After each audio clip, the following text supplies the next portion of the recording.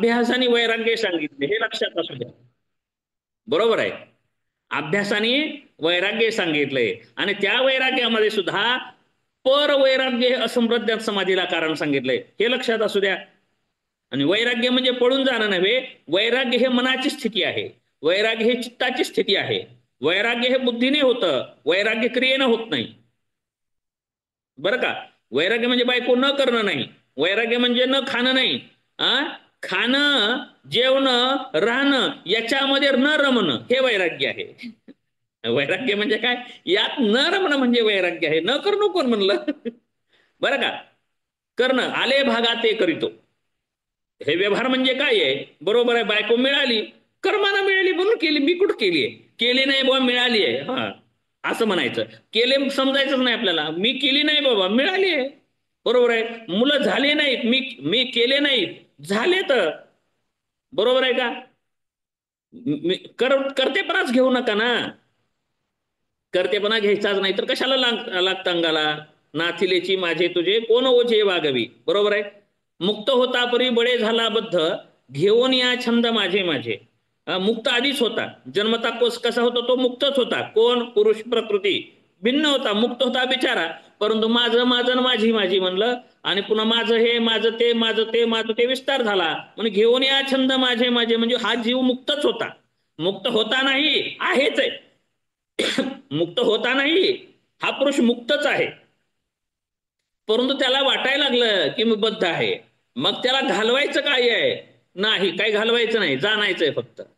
मुक्त, मी मुक्त आहे हे कळून घ्यायचंय ना. विवेक ख्याती काय सांग, विवेक ख्याती म्हणजे काय आहे तर पुरुष ख्याती, विवेक ख्याती हे दोन्ही अर्थ एकच आहे.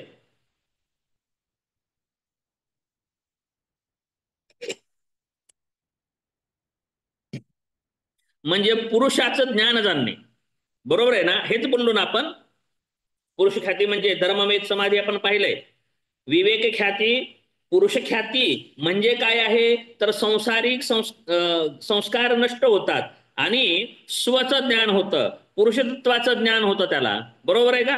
तिथपर्यंत आलो होतो आपण. आणि धर्ममेध समाधी कशी होते तर त्या विवेक ख्यातीचं सुद्धा वैराग्य येतं, संसाराचं वैराग्य येतं, त्यावेळेस विवेक ख्याती प्राप्त होते. आणि ज्या वेळेस विवेक ख्यातीचंही वैराग्य येतं त्यावेळेस त्याला धर्ममेध समाधी प्राप्त होते. आणि आपण बौद्ध दर्शनात पाहिलोय सौदत्ती सर. बरोबर आहे ना. 10वी भूमी सांगितली बौद्ध दर्शनामध्ये, जी बुद्धत्व प्राप्त करून देणारी आहे. म्हणजे योग दर्शन किती मोठे श्रेष्ठ आहे सांगा. तिथे अर्हत वेगळे आहेत. अर्हत हे चौथ्याच भूमिकेमध्ये आहेत, ते चौथ्या भूमिकेमध्ये भूमीला प्राप्त होतात ते अर्हत आहेत. मग अर्हताच्या किती पुढे गेलं, परत बोधिसत्व होतो आणि बोधिसत्वाच्याही पुढे धर्ममेध समाधी प्राप्त होते, त्यावेळेस तो बुद्ध होतो. म्हणजे ईश्वर तत्वाला प्राप्त होतो. कुठे, बौद्धांमध्ये जे ईश्वर होतो ते आपल्यात कैवल्यात होतं, प्राप्त होतं. किती श्रेष्ठ आहे सांगा. म्हणून आपल्याला, बरोबर आहे ना, 34 होतात की तुम्ही. तर 10वी भूमी सांगितले धर्ममेध. धर्ममेध 10वी भूमी आहे. ठीक आहे, चला. तर ही 10वी भूमी ह्याच्यानुसार बरं, बौद्ध दर्शनानुसार. पण इथे आता आपल्याला धर्ममेध नामक समाधी प्राप्त होते कशाने, विवेक ख्याती या उच्चस्तरीय सिद्धीवर सुद्धा विरक्त झाल्यानंतर, वैराग्य प्राप्त झाल्याच्या नंतर. हे आपण पाहिलं होतं. मग यासाठी उदाहरण घेतलं होतं, पायात मोडलेला काटा, तो काटा काढण्यासाठी दुसरा काटा घेतला, त्या काट्याने उपकार केले आपल्याला, पायात रुतलेला काटा काढला. बरोबर आहे. बरोबर, थँक्यू म्हणायचं, सोडून द्यायचं. बरोबर आहे. थँक्यू म्हणलं, सोडून दिलं. अशा प्रकारे मग त्या काट्याला सुद्धा, आणि घुसलेल्या काट्याला टाकायचं तर अगोदर टाकायचं त्या. बरोबर आहे. आणि त्यानंतर त्याही काट्याला टाकून द्यायचं आणि मग आपण मार्गक्रमणा करायची, तिथे मार्ग संपवतो. अशा प्रकारची ही धर्ममेध समाधी सांगितली. आता पुन्हा धर्ममेध समाधी 29वं सूत्र सुरू घ्या. बरोबर आहे. 29व्यात काय पाहिलं, धर्ममेध समाधी प्राप्त होते. कशी प्राप्त होते तर विवेक ख्यातीच सुद्धा वैराग्य प्राप्त झाल्याच्या नंतर. ठीक आहे.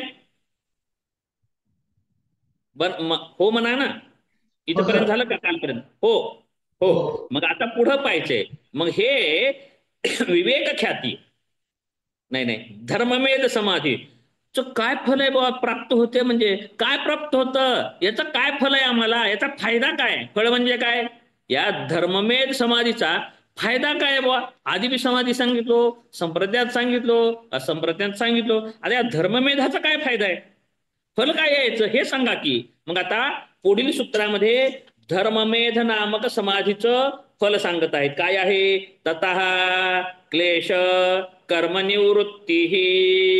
यामुळे काय होतं? या धर्ममेध नामक समाधीच्या सिद्धीने काय होतं? तर क्लेश आणि कर्माची निवृत्ती होते.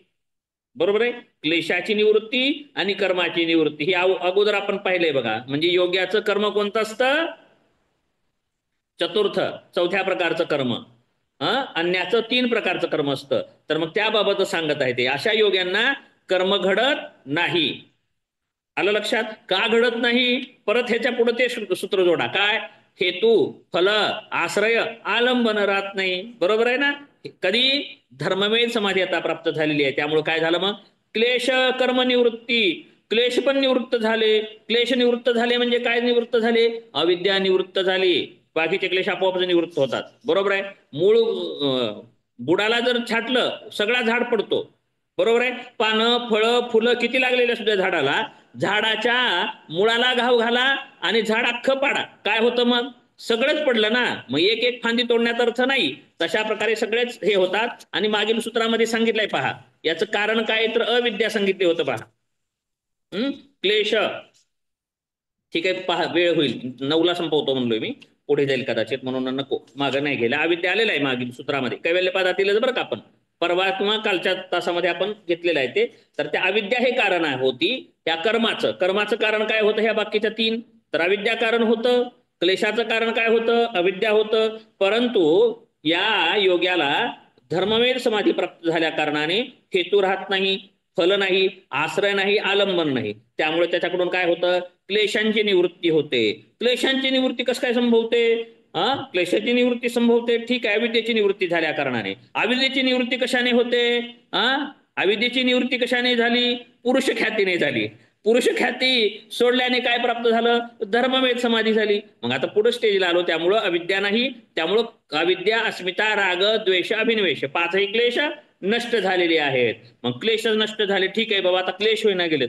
परंतु कर्म असतील तर कसं करावं लागेल? क्लेश होईना, ठीक आहे, परंतु कर्म जर असतील तर पुन्हा क्लेश होतील. बरोबर आहे? आपण काय म्हणलं? कर्माचं फल प्राप्त होतं. कर्म केल्यानंतर कर्माचं फल प्राप्त होतं, चांगलं किंवा वाईट काही पण करा. परंतु इथे काय सांगतात? कर्मनिवृत्ती, नुसती क्लेश निवृत्ती नाही होत, तर कर्माची सुद्धा निवृत्ती होते. म्हणजे कर्म सुद्धा संपतात. कर्म सुद्धा संपतात. कर्म किती प्रकारचे संपतात? पापकर्मही होत नाही, पुण्यकर्म होत नाही, मिश्र कर्मही होत नाही. मग अरेकडे मग मेला का काय कदाचित? आता प्रश्न येईल, मग काहीच करत नाही, पाप पण करत नाही, पुण्य करत नाही, अहो हे धर्म समाधी प्राप्त झाले की मरून जातो काय लगेच? बरोबर आहे? मेला का लगेच? मग नाही, जिवंत आहे. मग कर्म कसं करत नाही? श्वास घेतो का? हो घेतो. चालतो फिरतो का? फिरतो. अहो त्याला लेकरं बाळ बायको पोर असल्यावर काय जागेवरच बसतो का? नाही नाही, काम पण करतो, कामाला जाऊ शकतो. बरोबर आहे? एक ऐवजी 2 लग्न करू शकतो. काय हरकत आहे? काही संबंध नाही. मी आता तुम्ही म्हणल्यामुळे म्हणतोय बरं का, असं ते लग्नच म्हणण्याचं तात्पर्य व्यवहार म्हणल्यामुळे म्हणतोय. असं नका धरू, लग्न करायला नाही लग्नाचं बोलायला लागलं असं नाही मला म्हणायचं. ग्रस्त्यांबाबत सांगतोय मी. तर काय सांगत होतो? म्हणजे तो काम करतो, व्यवहार करतो, बरोबर आहे, परंतु त्या व्यवहारातून कर्माचं फलजनकता नष्ट झालेली असते. ते कर्म फलदायक ठरत नाहीत. ते फलजनकता नष्ट झाल्या कारणाने कर्मापासून काय उत्पन्न होत नाही? विपाक. कारण का? तत्र ध्यानजम. बरोबर आहे? सूत्र काय आहे? तत्र ध्यानजम अन आशयम. त्याचा आशय राहत नाही. कारण का राहत नाही म्हणल्यावर कर्म सांगितलंय पुन्हा. आलं का लक्षात? सूत्र संबंध लावा अर्चनाताई. बरोबर आहे ना? राधाताई कळालं का? कळालं ना? कारण आपण पाहिलं होतं बघा चित्ताच्या प्रकरणामध्ये, तिथं तत्र ध्यानजम अनाशयम, आशयरहित चित्त सांगितलं होतं. आशयरहित चित्त का राहतं? तर त्याच्या पुढे सूत्र दिलं होतं. काय? त्याच्या पुढचं सूत्र काय होतं? कर्माचं.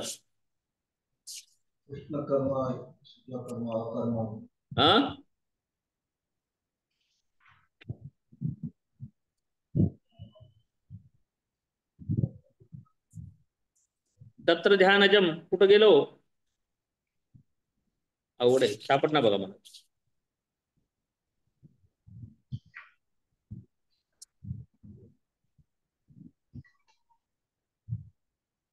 कर्मा शुक्ला कृष्ण कर्म. हा, 6वं सूत्र आहे. तत्र ध्यानजम अनाशयम. का ध्यानाचं चित्त अनाशय असतं, आशय रहित असतं. आशय कशाचा असतो?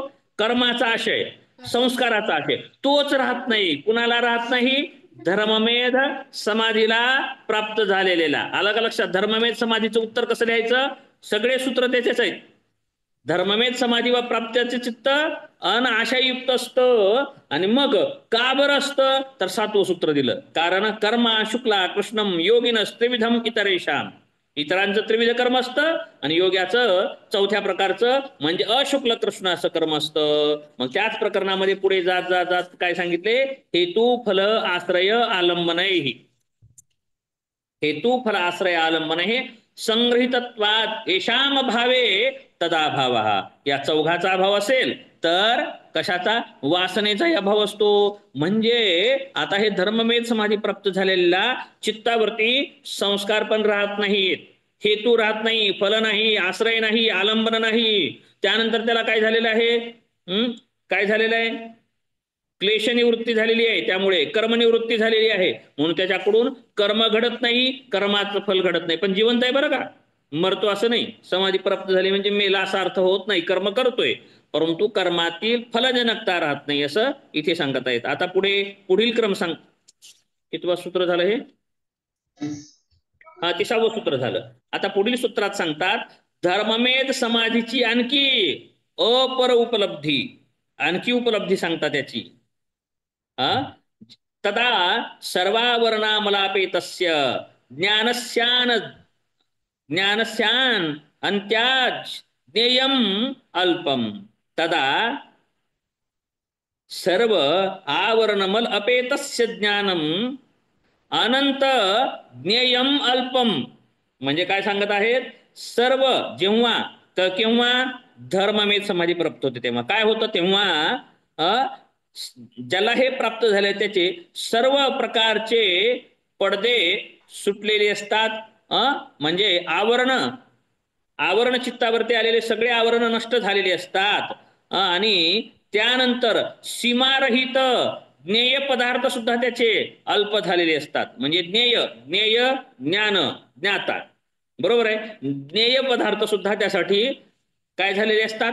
अल्प झालेले असतात. त्याला अनुभव सुद्धा म्हणजे ज्ञेय पदार्थ आपण काय पाहिलं होतं अगोदर? ज्ञेय पदार्थ म्हणजे अर्थ, इंद्रिय, अर्थ, सन्निकर्ष. कुठे तर काल आलं तर बहुते कोणत्या सूत्राबाबत तर सांगितलं होतं मी. म्हणजे विषय आहे, विषयाचं ग्रहण करणारा तो ग्रहिता, ग्रहण आणि ग्राह्य हे पाहिलं होतं बघा. तर ग्राह्य म्हणजे भोजन, भोक्ता आणि भोजन भोक्ता.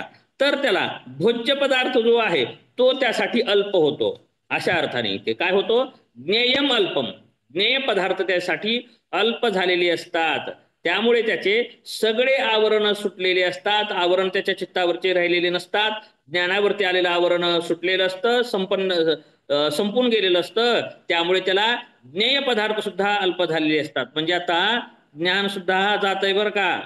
ज्ञान होतं, ज्ञेय पदार्थाचं ज्ञान घेतलं जातं ना. ध्येय पदार्थाचं ध्यान, ध्येय ध्यान, बरोबर आहे. ध्याता म्हणजे आपण, ध्याता ध्यान करणारा, ध्येय ते वस्तू, आणि दोघात झालेला संबंध ध्यान, बरोबर आहे. ध्येय ध्याता ध्यान. आता काय संपलं? त्याचं ध्येय संपून गेलं. अशा अर्थाने आलं का लक्षात? ज्ञेय म्हणजे समजा उदाहरणार्थ ही वस्तू आहे, हे ज्ञेय पदार्थ आहे, पिवळी, काळी, हिरवी, निळी, मी ज्ञाता आहे, हे आहे ज्ञेय. आणि दोन्हीच्या संबंधातून ह्या ज्ञेयाचं मला काय झालं? ज्ञान. ज्ञेयाचं काय केलं जातं? ज्ञान. आणि ज्याने केलं त्याला काय म्हणायचं? ज्याला ज्ञान झालं त्याला काय म्हणायचं? ज्ञाता, बरोबर आहे. आणि कशाचं ज्ञान झालं त्याला ज्ञेय म्हणायचं. ज्ञेय ज्ञाता आणि दोन्हीत झालेलं ज्ञान. ज्ञेय ज्ञाता ज्ञान, ध्येय ध्याता ध्यान, बरोबर आहे. आलं लक्षात? त्रिपुटी. तर आता काय झालं तिथे? ध्येयच हटलं, पुढचं हटून गेलं. ध्येय म्हणजे ज्ञेय संपलं, बरं का. आता काय राहिले? ज्ञान उरलेले. आता आता आणखी बघा काय धर्ममेध समाधीमध्ये काय होतं हे सांगतात. ज्ञेयम अल्पम. ज्ञेय अल्प झाले कारण आवरण समाप्त झालं, त्यामुळे त्या पुढे वस्तू सुद्धा राहिलेल्या नाहीयेत. आता धर्ममेध समाधीचा परिणाम पुढील 32व्या सूत्रात सांगतात. धर्ममेध समाधीचा परिणाम सांगत आहेत. काय? ततः कृतार्थानाम परिणाम क्रम समाप्तिर्गुणानाम. ततः कृतार्थानाम परिणाम क्रम समाप्तिर्गुणानाम म्हणजे तदुपरांत हे झाल्याच्या नंतर धर्ममेध समाधीच्या काय होतं? गुणांचा परिणाम करणारा जो संबंध क्रम आहे तो समाप्त झालेला आहे. गुणांचा क्रम संपलेला आहे. गुणांचा काय संपतो? क्रम संपतो. क्रम संपतो. क्रम कसा आहे? प्रकृतीपासून जे त्रिगुणमयी जी प्रकृती आहे त्यापासून काय झाले? गुण प्रकट झाले. आणि त्या गुणांपासून काय झालं? तमगुणापासून इकडं, सत्वगुणापासून इकडं, रजदोनीमध्ये मिक्स आहे. हा क्रम झाला. आता काय झाला? तो क्रम संपलेला आहे. कशाचा? सृष्टीचा क्रम संपला. कारण काय झालेलं आहे तर धर्ममेध समाधीची प्राप्ती झाल्यानंतर त्रिगुणाच्या द्वारा पुरुषाला प्राप्त होत असणारे भोगापवर्ग रूपी परिणाम क्रमाची परिसमाप्ती झालेली असते. गुणाद्वारे काय प्राप्त झाले? भोग आणि अपवर्ग जे प्राप्त झालेले त्याचा क्रम समाप्त झालेला असतो. भोगापवर्ग निष्पन्न किंवा त्याची परिसमाप्ती क्रम झाल्या कारणाने त्रिगुण वृत्ती ज्या आहेत त्या क्षणमात्र सुद्धा पुरुषाच्या समोर टिकून राहत नाहीत. त्रिगुणांची वृत्ती क्षणमात्र सुद्धा पुरुषाच्या पुढे राहत नाहीत. कारण काय समाप्त झालेला आहे? त्रिगुणांचा क्रम समाप्त झालेला आहे. त्रिगुणांचा काय समाप्त झालेला आहे? क्रम समाप्त झालेला आहे. या कारणाने पुढे मग आता काय सांगतात? ह्या क्रम नामक काय वस्तू हे पुढील अवतरणिका अशी आहे. क्रम म्हणजे काय? हा क्रम आहे काय? आता पुढे काय विचारलं जाते? क्रम आहे काय? क्रम म्हणजे काय?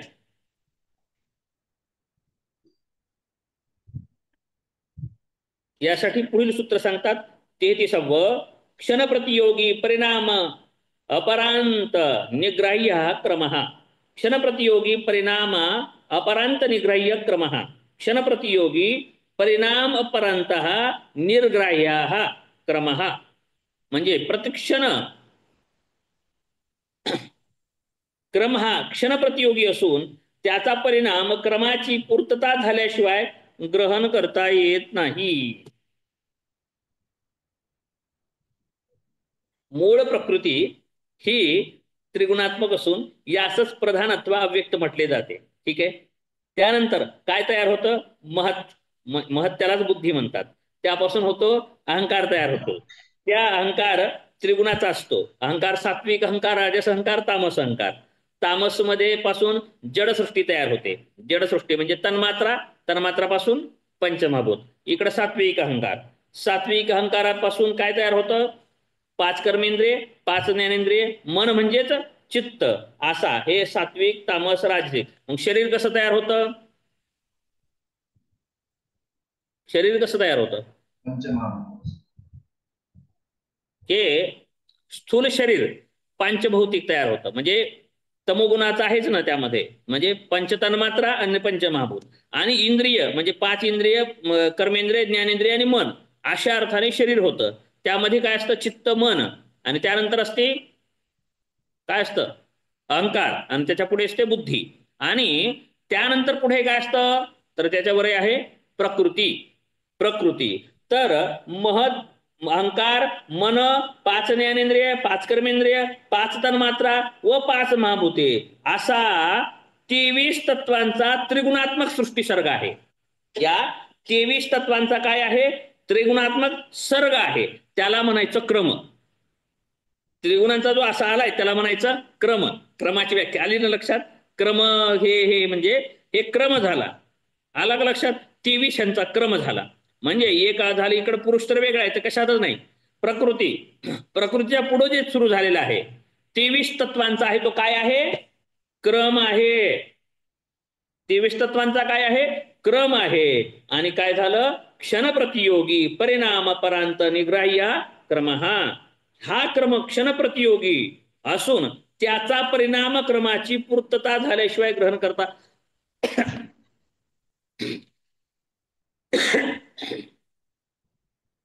म्हणजे हा जो क्रम आहे तो क्रमाचा परिणाम नष्ट होणे याचंच नाव, अवस्था विशेषाचं नाव आहे क्रम. दिवसभर मला गुचक्याच लागत आहेत. ठीक आहे, तर ह्या त्रिगुणात्मक कोण आठवण करायला लागलं की दिवसभर? दुधगावकर सर. होय, आठवण काढल्यावर येते का? होय, काय असतं कारण, आपण क्लास झाल्यावर बोल, क्लास झाल्यावर करतो काल बरं. आज दिवसभर गुचक्या लागत आहेत मला सारखं. काहीतरी औषध घेता येईल. ठीक आहे, असो. हा, घसा तर घसा विषयावरती येऊ आपण. खरवडतोय सर तुमचा.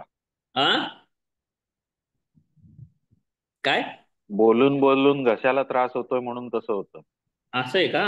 काय होईल की बोलून बोलून झालं काही. मला सवयच आहे तसं जोरात बोलायची, काय करावं, घासून घासून घासून बोलतो जास्ती, कशाला खरखर करतंय.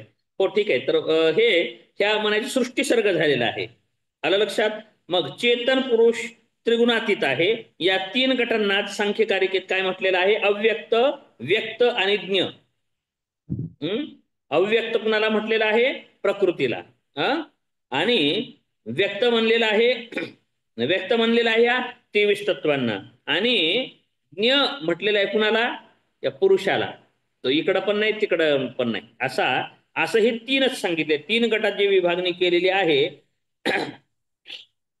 आणि या ज्ञ नावाचं जे तत्व आहे, ज्ञ नावाचं जे तत्व आहे ना, आपण सांगितलं पुरुष, बरं का, या सर्गात पण येत नाही आणि अव्यक्तात पण येत नाही, अव्यक्तात पण नाही आणि सर्गात पण नाही. मग तो कशात आहे, न प्रकृती न विकृती. ही स्थिती विवेक ख्यातीनेच प्राप्त झालेली आहे, म्हणून त्याचा क्रम नष्ट झालेला असतो. आणि आता त्यानंतर एक शेवटचं सूत्र उरलं, आपण थांबू आता इथेच. त्यानंतर काय सांगितलं, आता उरलंय काय, परिणामही संपलेला आहे, परिणामाचा क्रमही समाप्ती झालेली आहे. कधी, धर्ममेध समाधीचा परिणाम सांगत आहोत आपण काय सांगत आहोत, हे धर्ममेध समाधीचा परिणाम सांगत आहोत. मग हे सगळं संपन्न झाल्याच्या नंतर आता काय उरलं, मग आता काय उरलं, काय झालं, 23 तत्वांचा जो काय होता, सृष्टी सर्ग होता, तोही नाही, मूळ कारणापर्यंत आलो. मूळ कारण प्रकृती, प्रकृतीला काय म्हणलं आता, अव्यक्त. नुसती प्रकृती असते त्यावेळेस काय असते, अव्यक्त. आणि हे झालेले व्यक्त, व्यक्त संपलं, हे सृष्टीक्रम संपला. त्यानंतर ते अव्यक्तामध्ये सामील झाले. हे तत्व कुठे झाले, अहंकार.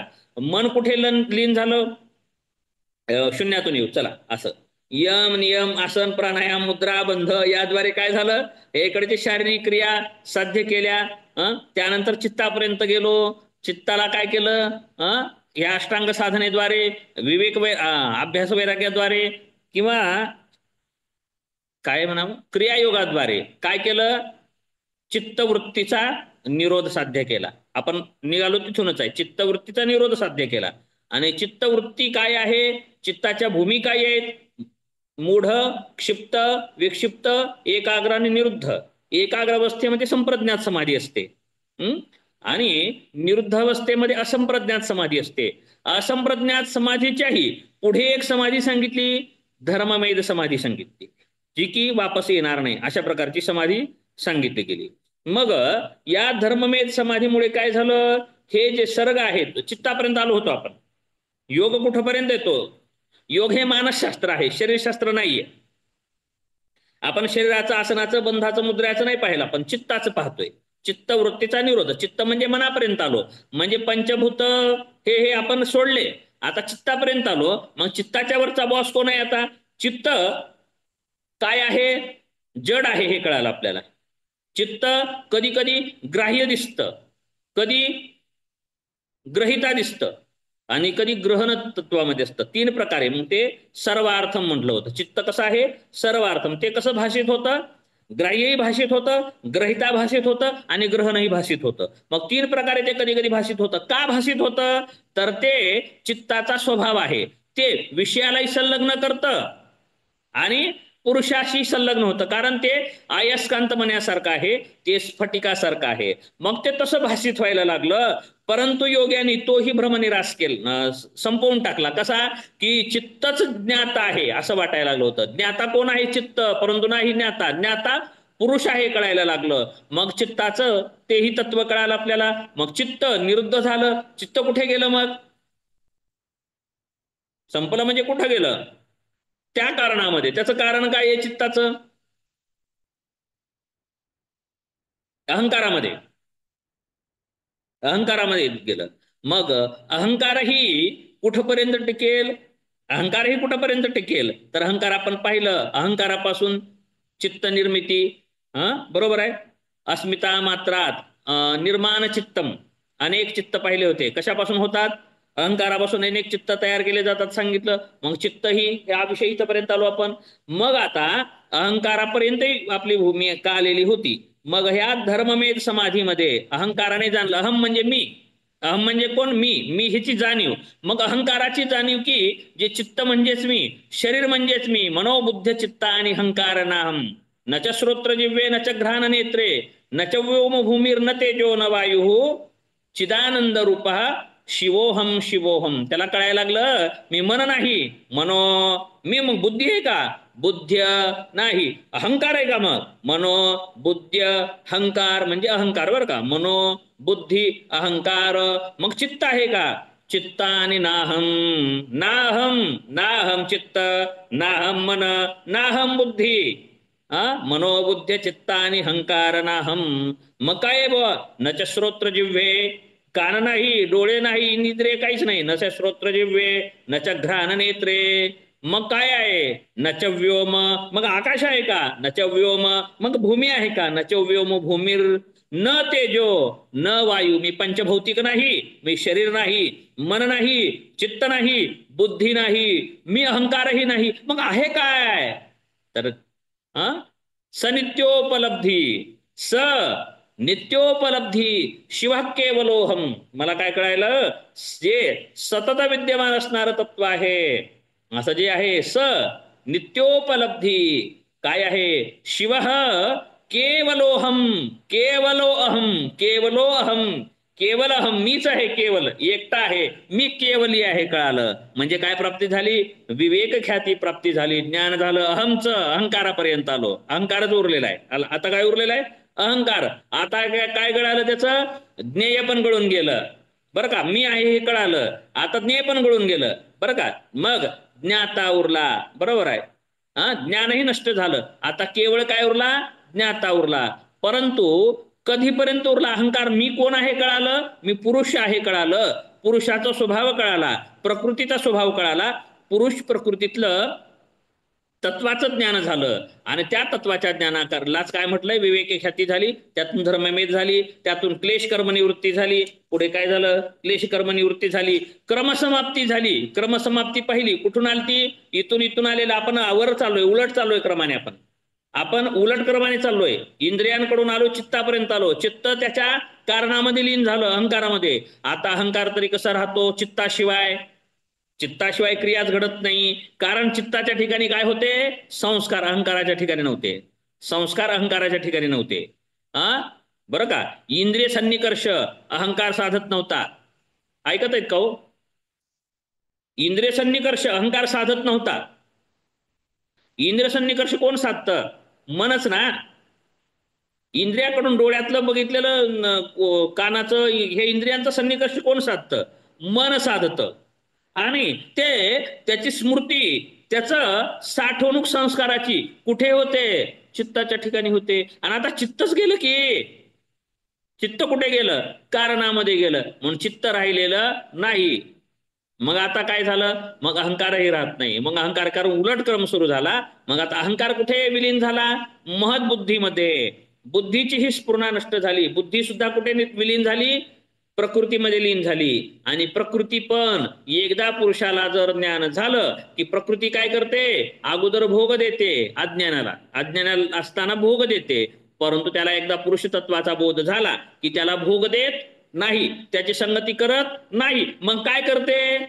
आजाद केले तुला. मग ते सोडून देते प्रकृती. पुरुषाला सोडून देते. मग तो काय होतो, आता एकटा झाला बिचारा. शिव केवलो अहम, केवलो अहम, मी पुरुष आहे कळालं. नगरे भाऊ वाचलो म्हणले संसारातून, भानगडीत पडलेला मग तो मोकळा झाला. मग तो काय झाला, केवल झाला. केवल झाला म्हणजे काय झाला, एकटा झाला. केवल म्हणजे एक, केवल कुंभक, नुसता कुंभक आपण म्हणतो. केवल शब्दाचा अर्थ एकटा झाला, प्रकृतीचा संबंध विच्छेद झाला.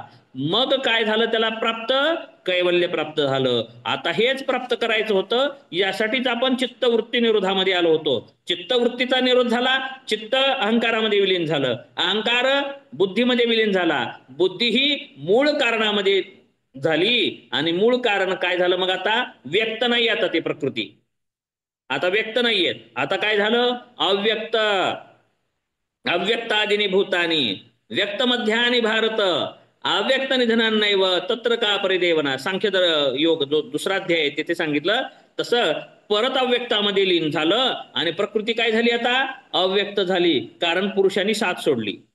कारण पुरुष चेतन आहे, प्रकृती जड आहे. बरोबर आहे, प्रकृती त्रिगुणात्मक आहे, पुरुष त्रिगुणातीत आहे. मग तो आता एकटा झाला, त्यामुळे प्रकृती जड आहे. मग ती क्रिया करू शकत नाही, ती संसार सृष्टी सर्ग करू शकत नाही. मग कुणासाठी करू शकत नाही, हेही अगोदर झालंय. हा कुणासाठी करत नाही आता प्रकृती सृष्टी सर्ग, ज्याला विवेक ख्याती प्राप्त झालेल्यांसाठी.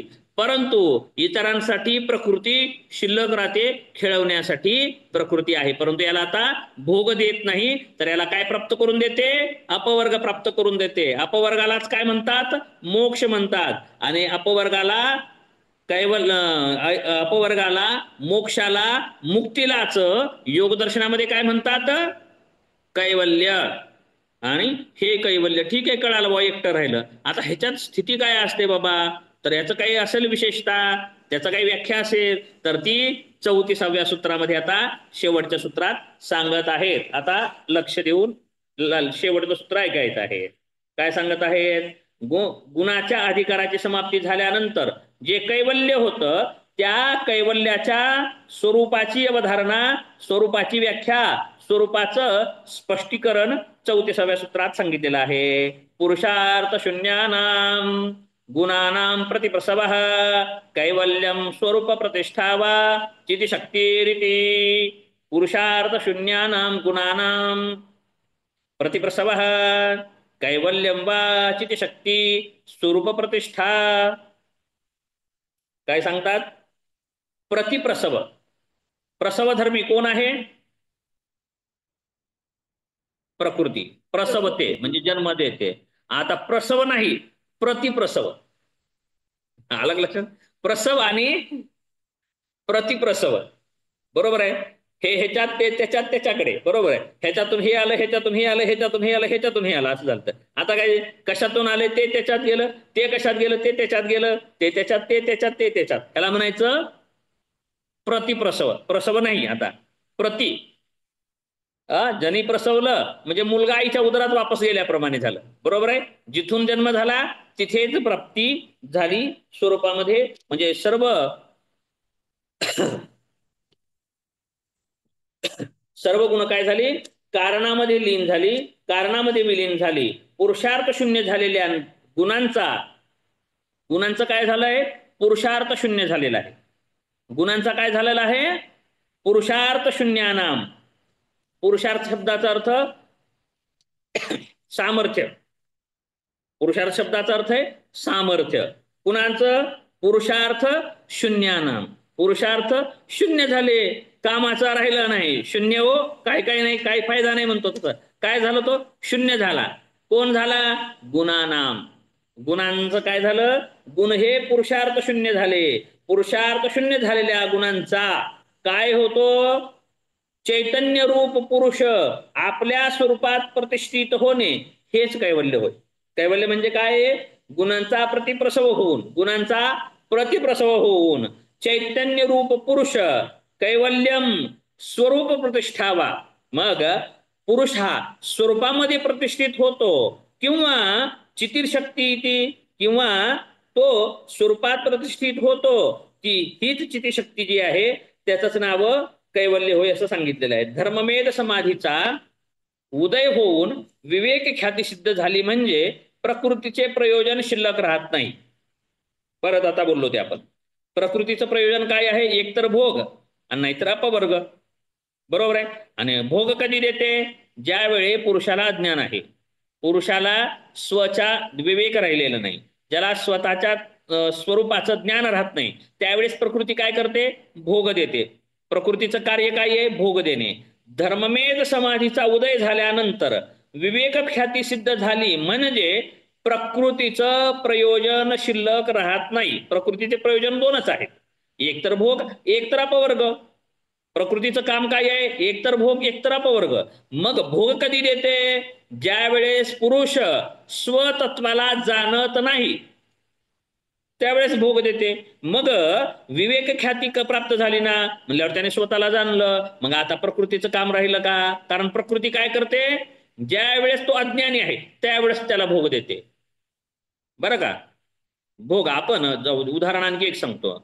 आपण मुलाला काही पण काही मोठी वस्तू समजा द्यायची नाही, आपल्याला घरामधलं चांगली वस्तू द्यायची नाही. लहान आहे बाळ, आता ह्यांचं राधाताईंचं आहे समजा, तेवढं आहे बारकं लेकरू, आणि ते काही पण मागत असेल, समजा काहीतरी मागतं, तर आपण काय म्हणतो? ते चुकीचं आहे, ते घाण आहे, चांगलं नाही. हे भारी आहे म्हणतो आपण.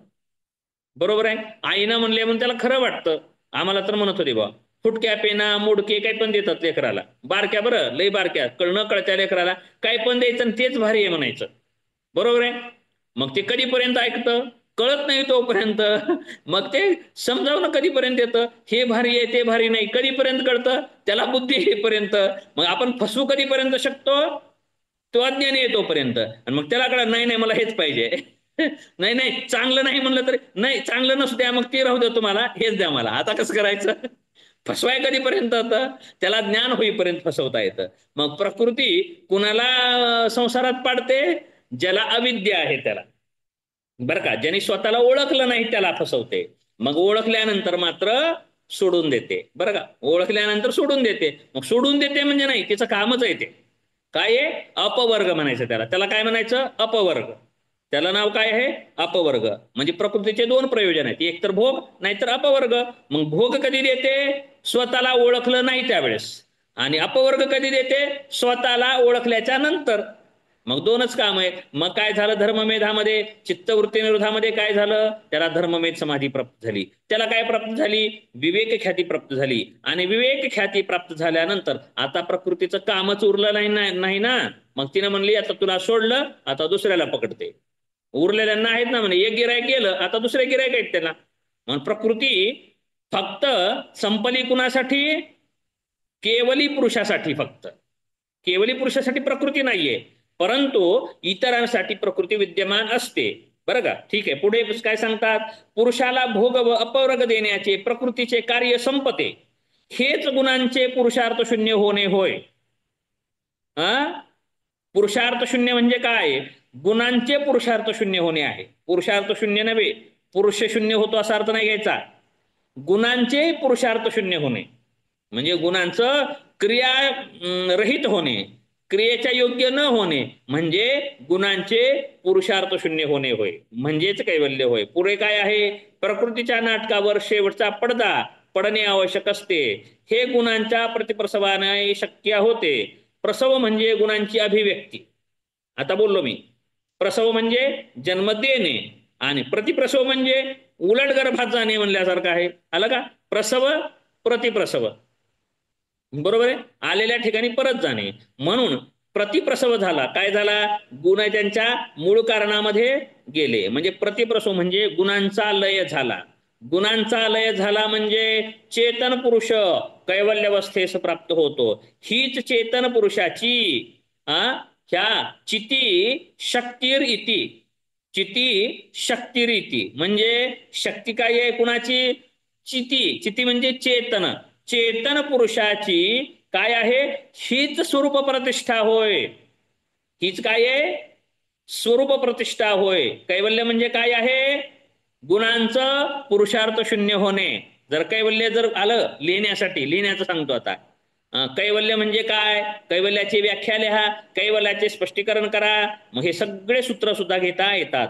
पुरुषार्थ शून्य होणे गुणांचे, गुणांचे पुरुषार्थ शून्य होणे, पुरुषाचे केवली होणे, परत काय होणे?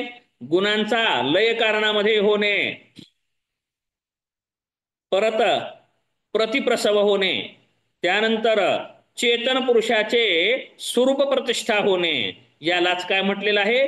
कैवल्य म्हटलेलं आहे. मग आपण याचा जर विस्तार करायचा असेल तर कैवल्याची स्थिती, चित्त काय आहे, जड कसं आहे, हे हे हे आपण सांगू शकतो. बाकीचं विश्लेषण या अर्थाने अशा प्रकारे आपला कैवल्यपाद संपलेला आहे. आज तेवढं काही विशेष मला पण उत्साह नाही आला काही शिकवायला, बहुतेक वाटायला लागलं. आज नाही, काल खूप चांगलं जमलं होतं.